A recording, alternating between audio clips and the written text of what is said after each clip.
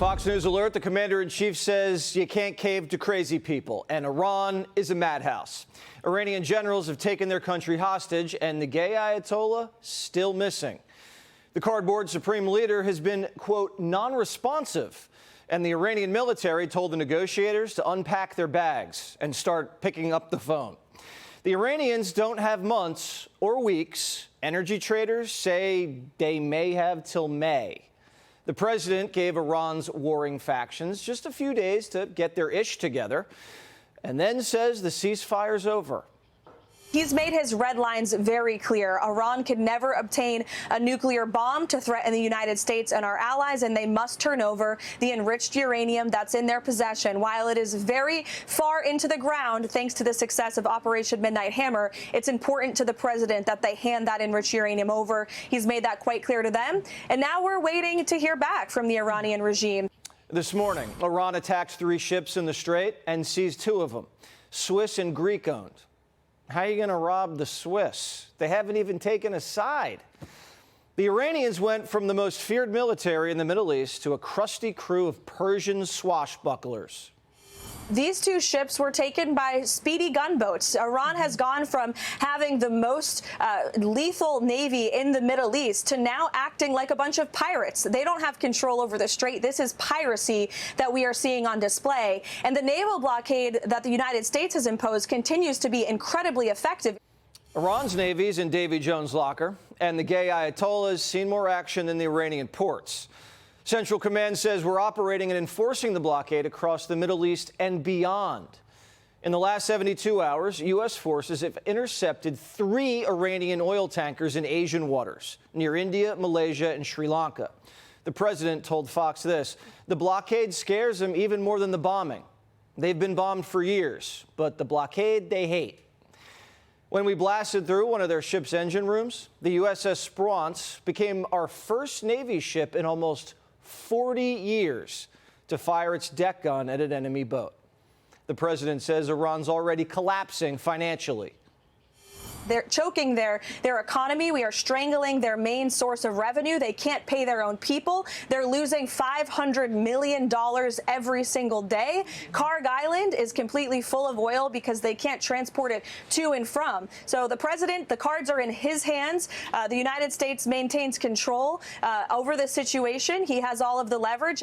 The Iranian economy could be about to crash. Treasury says in a matter of days, Karg Island's oil storage will be full and oil wells will be forced to shut. That's when you do damage. You can't just cap it, flip a switch, and pump it back out. The president says, quote, once those wells go down, sometimes they're down for good, can never operate again.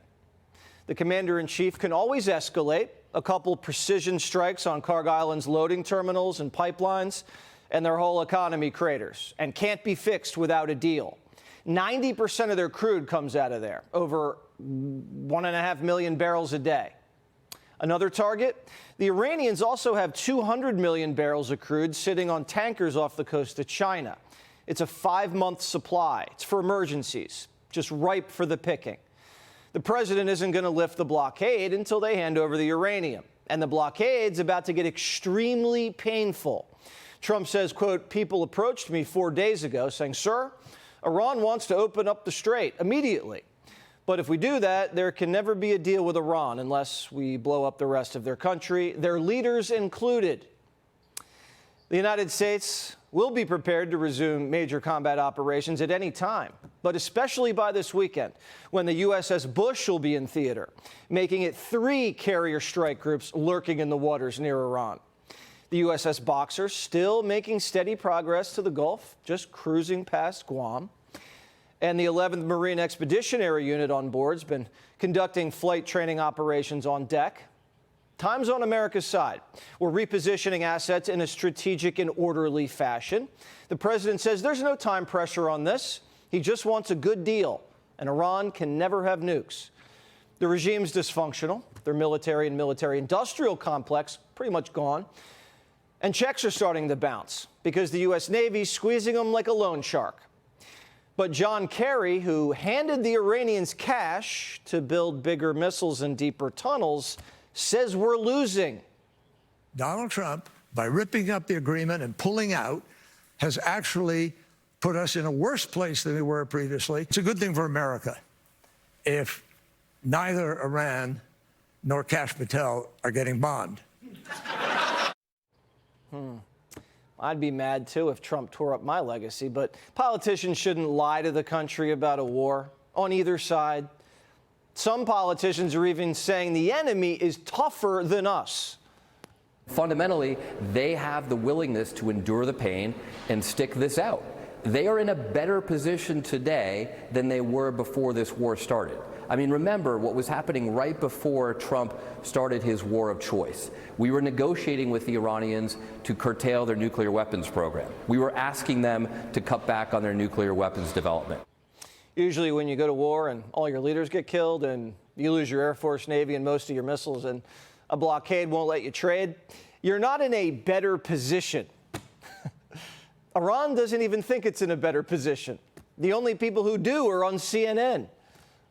The U.S. is running dangerously low on some of these key munitions that would be required to confront a near-peer adversary in the short term, like China, for example. So while the U.S. does still have sufficient munitions to continue bombing Iran, for example, if the shaky ceasefire were to fall apart, if they were to need to confront an adversary like China or like Russia, for example, then that could pose significant problems for the United States.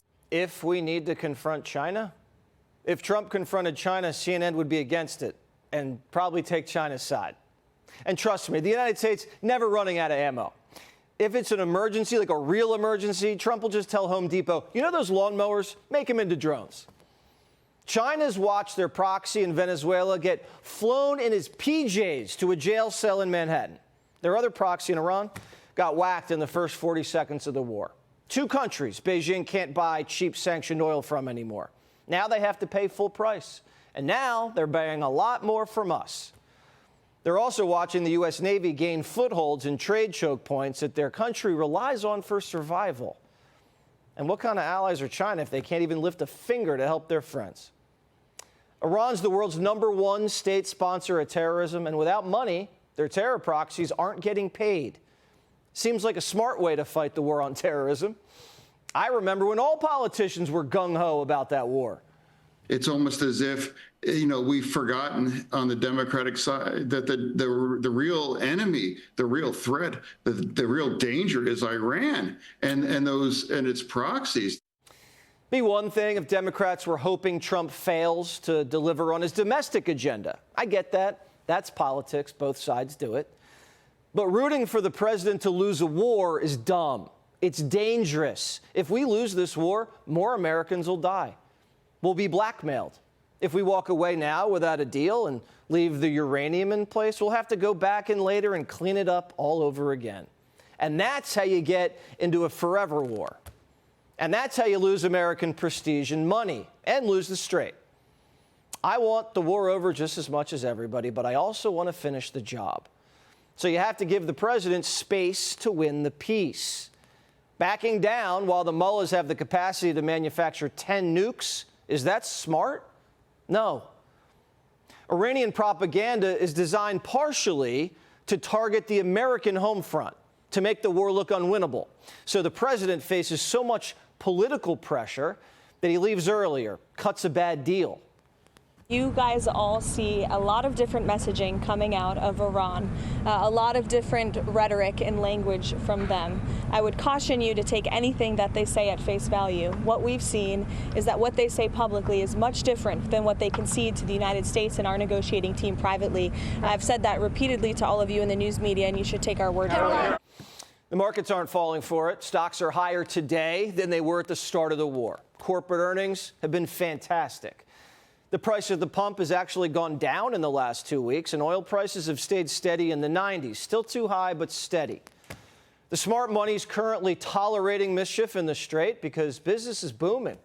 And the combination of the blockade, ceasefire, and with the threat of future airstrikes, while dual-tracking diplomacy, puts the commander-in-chief in a very powerful position. He actually looks patient and practical by giving a headless regime a little bit of a grace period to get it together. It appears that he wants peace. The president remains optimistic that a deal's coming, saying It's possible a second round of talks could happen within the next 36 to 72 hours. And the enemy's just giving us a signal. The president says the Iranians have agreed to not execute 8 protesters, women, at his request. Another gift from the Persian pirates. We hope it's not the last. Be sure to like and subscribe for all the Fox News latest on YouTube and catch full shows streaming now on Fox One.